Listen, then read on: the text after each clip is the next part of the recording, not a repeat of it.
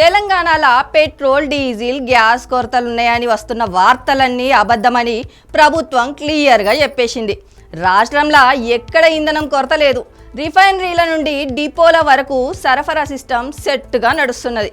అన్ని జిల్లాలకు సరిపడా స్టాక్ ఉందంటున్నారు అధికారులు. కానీ కొన్ని బంకుల దగ్గర కనిపిస్తున్న పెద్ద క్యూలు, నో స్టాక్ బోర్డులు ఇవన్నీ వదంతులు, అస్సలు నమ్మద్దు అంటున్నారు. సోషల్ మీడియాలో రూమర్స్ విన్న జనాలు ఒక్కసారిగా బంకులపైకి దూసుకుపోయి ట్యాంకులు ఫుల్ చేసుకుంటే అప్పుడప్పుడు గిట్లా ఇబ్బందులు తప్పవని అంటున్నారు. ఇంకా ఆయిల్ కంపెనీలు అడ్వాన్స్ పేమెంట్స్లలో చేసిన చిన్న చిన్న మార్పుల వల్ల డీలర్లకు కాస్త ఇబ్బందులు వచ్చినా అది సరఫరా సమస్య కాదు అంటున్నారు అధికారులు. ఇప్పటికే రంగంలోకి దిగిన ప్రభుత్వం, పోలీసులు, పెట్రోలియం కంపెనీలతో కలిసి బంకులను కంటిన్యూగా మానిటర్ చేస్తుంది.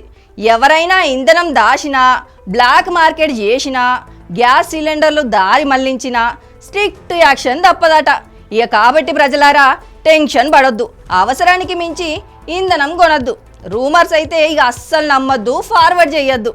ఏదైనా డౌట్ ఉంటే వెంటనే 1967 నెంబర్కి కాల్ చేయండి. ఈ వీడియో మీద మీ ఒపీనియన్ ఏందో కింద కమెంట్ చేయుర్రి.